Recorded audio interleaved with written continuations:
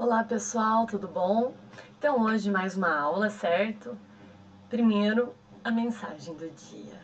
Filosofia de vida. Não deixem que lhe façam pensar que você não é capaz de fazer algo porque essa pessoa não consegue fazer. Se você deseja alguma coisa, se quer realmente, lute por isso e ponto final. Certo? Então essa mensagem é do filme A Procura da Felicidade. Então, para vocês guardarem um pouquinho disso aí, tá bom? Hoje a nossa aula é sobre os biomas brasileiros. Então, na última aula a gente falou sobre os biomas terrestres e os biomas aquáticos. Então, hoje a gente vai focar nos biomas brasileiros.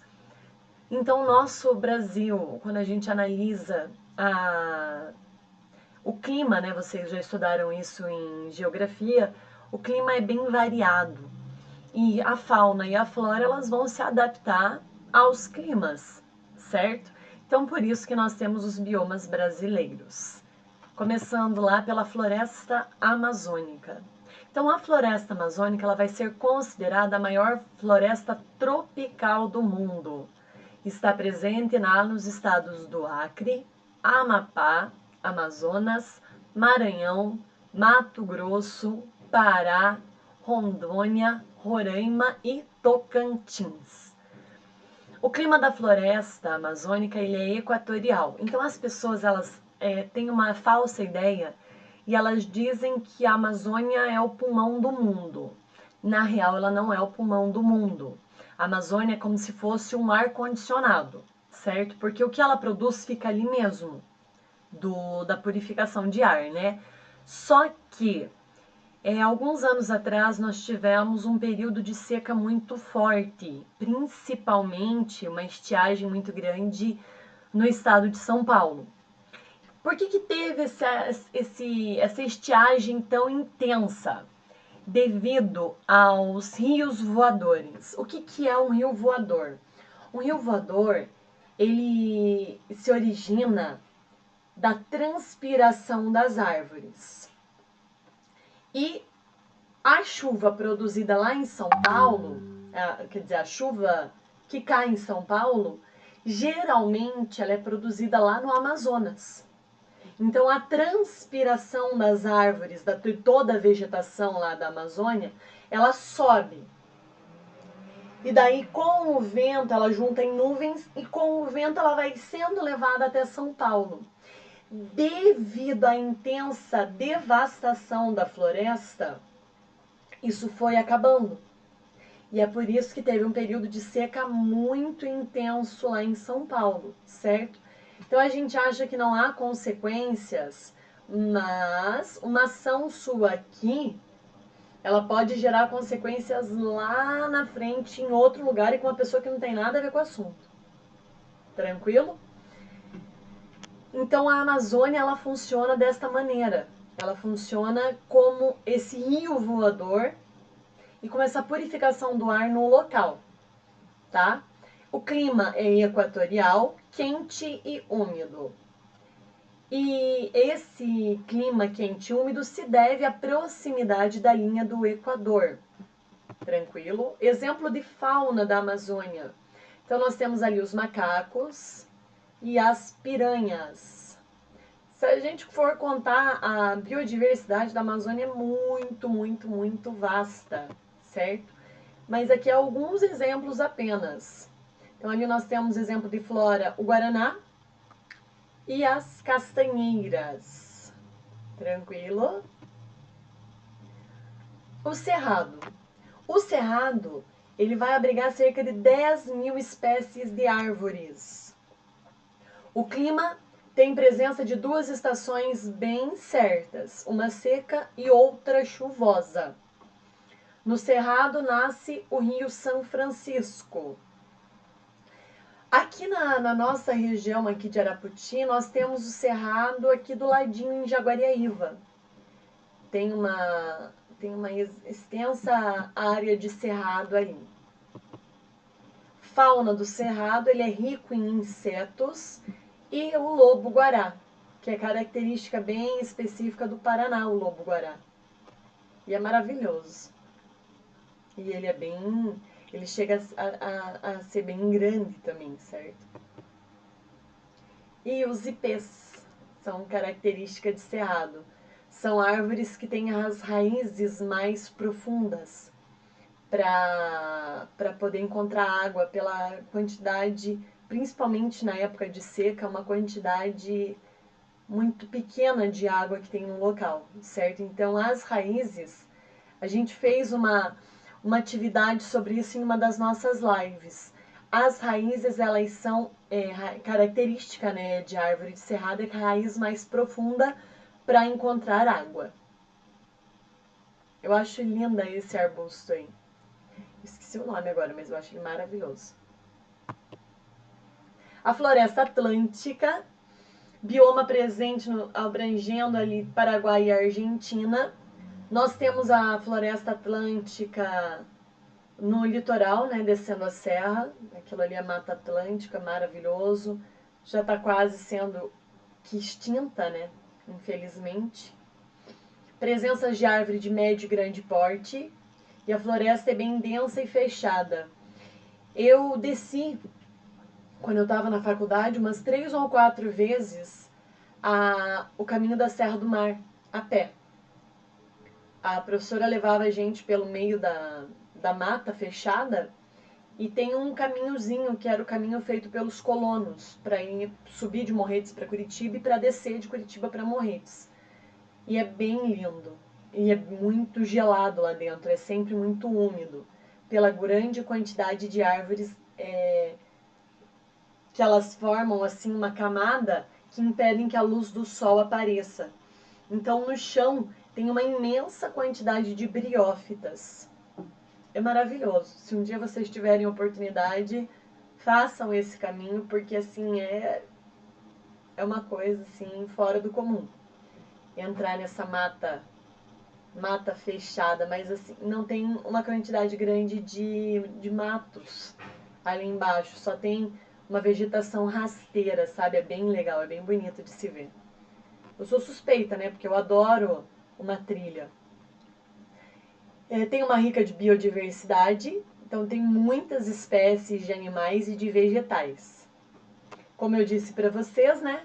Formam um microclima na mata com muita sombra e muita umidade. E eu já desci a serra em período de chuva. Nossa, é uma sessão de escorregões assim, fora do comum e risadeira, né? E enquanto a gente estava descendo, ainda a professora falando e a gente anotando tudo que a professora estava falando, é muito legal. Fauna rica, com muitas espécies de mamíferos, anfíbios, aves, insetos, peixes e répteis. Então nós temos ali, como eu disse para vocês, né, a Serra do Mar, que tem uma constante neblina. Quando você desce de trem ainda, não sei se algum de vocês já fez esse passeio para descer de trem até Morretes, nossa, é uma coisa assim fora do comum. A vista que você tem do trem. Que você pega o trem ali em Curitiba e vai até Morretes. É espetacular. Façam esse passeio, porque é uma coisa assim para guardar para a vida inteira. Fauna da Mata Atlântica seria o mico-leão dourado e a onça pintada. Muitas palmeiras e do mesmo jeito que no Cerrado tem os ipês. Tranquilo? Floresta com araucárias. Então a floresta com araucárias, nós temos ali, ela também é chamada de floresta umbrófila mista. E está próximo também ao bioma da Mata Atlântica, né? Tem uma presença dominante de pinheiro brasileiro. Hoje nós temos uma pouca quantidade de floresta de araucárias. Antigamente, assim, você via muita araucária. Hoje em dia já está bem escasso. E principalmente pela extinção da gralha azul, né? Porque a gralha azul era o maior disseminador de plantas. Porque ela pegava o pinhão e ela enterrava o pinhão para comer depois. E nunca achava mais o pinhão. Então ela plantava, né, uma nova araucária. Com a extinção da gralha azul, a araucária também foi sendo extinta. E as pessoas, geralmente hoje, para plantio, eles plantam o que dá lucro, economicamente falando. E a araucária, ela é uma planta mais chata, por mais que seja característica aqui do Paraná, ela é uma planta assim, geralmente as plantas daqui, fugiu o nome agora, tem as plantas exóticas, fugiu totalmente o nome.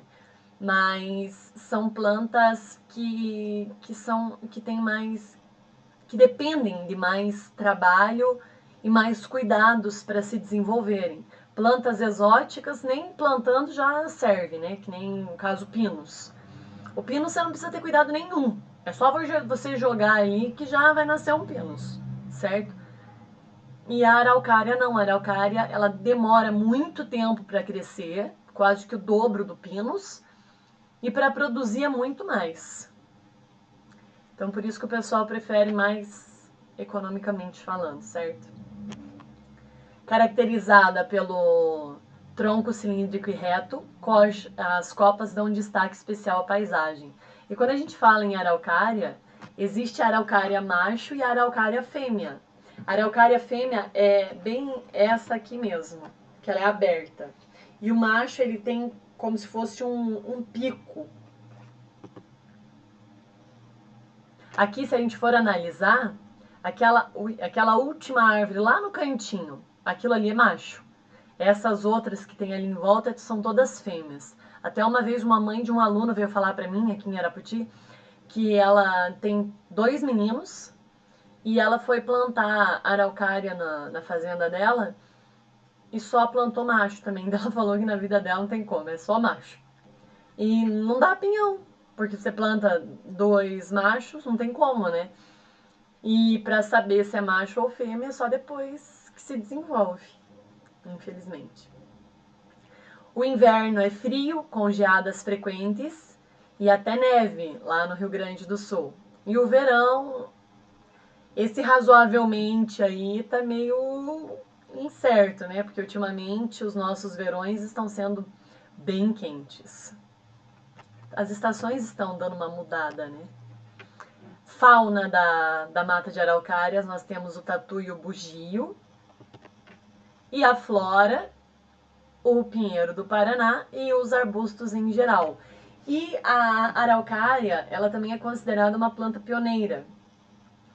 E ela faz assim uma relação de crescer mais alto que os outros arbustos. E ela cresce mais alto por causa da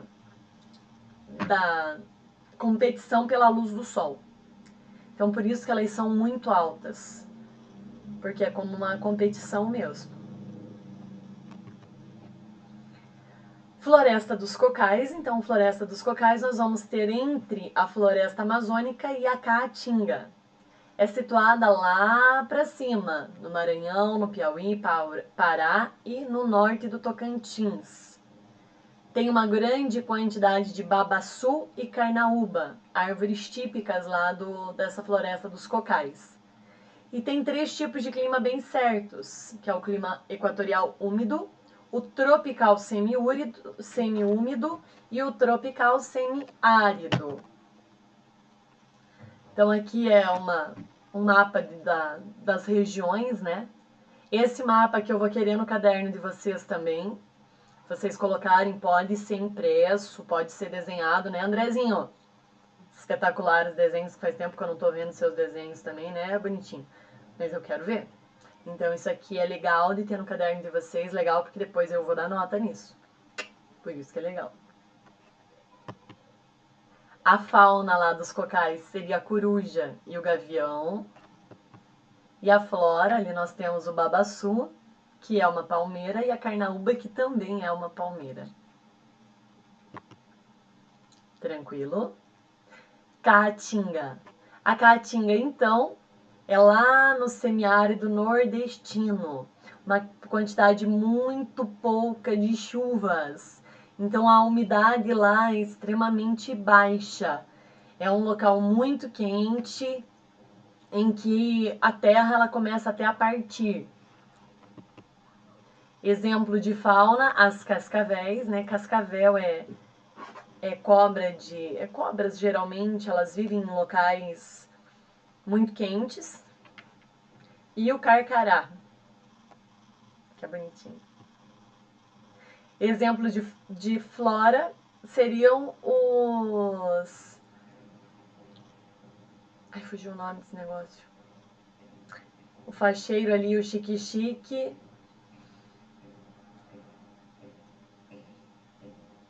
Nossa, fugiu o nome desse negócio aqui, que tem a capacidade, tem um parênquima aquífero muito grande que armazena água. Fugiu totalmente o nome. Não vou lembrar agora. Mas vocês sabem, né? Que essa questão aqui, em que os caules são de exemplo cladódio, porque são caules modificados, que são caules verdes, que têm a capacidade de realizar fotossíntese, e as folhas são modificadas em espinhos para proteção, e eles têm o parênquima aquífero para armazenar água em seu interior. Tranquilo? Os pampas. Pampa é restrito ao Rio Grande do Sul, onde o clima é muito chuvoso, frequência com clima de temperaturas negativas, né, no período de inverno, porque pode em alguns locais chegar a nevar. Vegetação principalmente campestres. Os pampas, eles têm característica de pouquíssimas árvores ou nenhuma árvore. Tem muitas herbáceas, que são as ervas, muitos arbustos, certo? E margens, principalmente as margens dos rios, as formações florestais. Então, a fauna ali nós vamos ter principalmente a ema e a caturrita. E a flora, gramíneas e alguns árvores bem espaçadas, certo? Pantanal, o Pedro pode me ajudar aí principalmente, né, no Pantanal, super conhece essa área. Então, uma das extensões úmidas e contínuas do nosso planeta. Está situado lá no Mato Grosso do Sul e estende-se no Mato Grosso, né, Mato Grosso do Sul, e se estende até o Paraguai e a Bolívia. Então vai ter muitos tipos de florestas estacionais, gramas de vegetação, áreas que ficam alagadas em algumas épocas do ano, né, devido à quantidade de chuvas. Fauna, nós temos ali o jacaré, que eu e o Pedro, a gente comenta bastante sobre os jacarés, né, Pedro? E o pacu. Aqui alguns exemplos de peixes, né? Porque assim, quando a gente fala em Pantanal, o pessoal já pensa em pescarias, né? Porque muita gente vai lá para o Pantanal para pescar, inclusive os meus tios. Eles faziam todos os anos, 2 vezes por ano, eles faziam excursões para ir ficar uma semana lá no Pantanal pescando. Então a quantidade de peixes é muito extensa, muito grande, é uma diversidade muito grande. A flora nós temos também o ipê roxo e o carandá. Linda essa árvore. E para finalizar nós temos o mangue. O mangue vai ter localizado ali entre o ambiente terrestre e o ambiente marinho. São extensas áreas que ficam ali próximas à área do mar. De extrema importância, por alguns ele vai ser chamado de berçário da vida. E no manguezal nós podemos encontrar moluscos, crustáceos, peixes, aves, jacarés e mamíferos. A fauna, tinha até uma novela que eles falavam que as pessoas ficavam caçando os caranguejos nos mangues. E as ostras. Delicioso. E exemplo de flora, nós vamos ter as epífitas, que é uma área, não sei se vocês já foram em área de mangue, é uma área bem mais úmida, né, bem mais geladinha, assim, próxima aos mares, e tem muitos pneumatóforos. Pneumatóforos, né, e raízes aéreas também, que são as raízes os pneumatóforos são as raízes que auxiliam na respiração. E as raízes escoras, essas que a gente está observando ali, vai saindo, né, do tronco para dar uma maior segurança nas árvores. Tranquilo? Certo, pessoal? Muito obrigada. Gratidão imensa por mais uma aula. E mais uma vez um pedido, né? Espero vocês nas nossas lives para resolução de exercícios. Beijo grande, até!